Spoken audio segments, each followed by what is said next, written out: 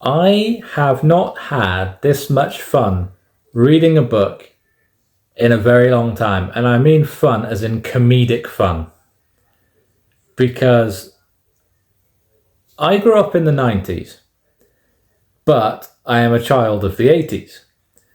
So I managed to consume all of the old classic sitcoms that people my wife's age have no idea exist. And I was a huge fan of One Foot in the Grave when I was a kid, and still am now. I was watching it literally the other day.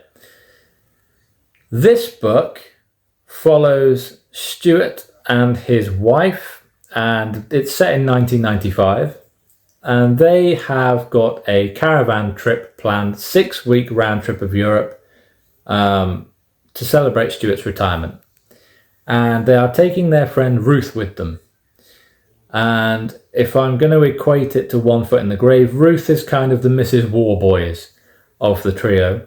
And she's going because they lost her husband Peter a year or so earlier, and she speaks fluent French, so it's going to come in handy. Now, as you know from watching One Foot in the Grave, if you're as old as I am, you will remember that everything that could go wrong for Victor Meldrew always went wrong. And this book is no different. So before they even leave, the neighbour, Liam, he whacks a tennis ball into the aerial on top of the roof and breaks it. And then we have the taxi driver who brings Ruth, who is always late, by the way.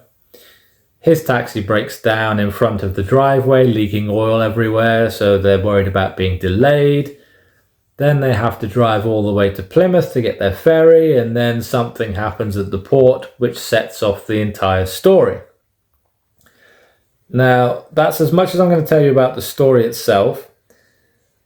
I was extremely honoured that I have a character in this book named after me, and it's in part revenge. So Deb and I are very good friends now, I like to think, and we are also good author friends with Alexia, who wrote all of these up here, and I've spoke about many times. And Deb writes under the pen name of Iain Benson, which is where all the books come from. And I put a character into Emergence, which is my sci-fi horror book, named after Deb. And the character didn't have a particularly pleasant ending. It didn't go well for that character. And she messaged me and told me that revenge was coming my way. And this is the book in which the revenge happens. But I will say, the way that it's done is exactly the kind of thing that I would have written as a comedy death for myself. So I am humbled and appreciative that I do, in fact, bite the dirt in this book. Alexia has her own character in the book, of course she does, and there are so many Easter eggs from my own stories and hers in this book. It is literally a coming together of 3 author friends in a hapless, nostalgic adventure where everything goes wrong, and I just couldn't put it down. I read the whole thing in 2 days. Had I not had to go to bed and get up early the first night, I would have read it all in one.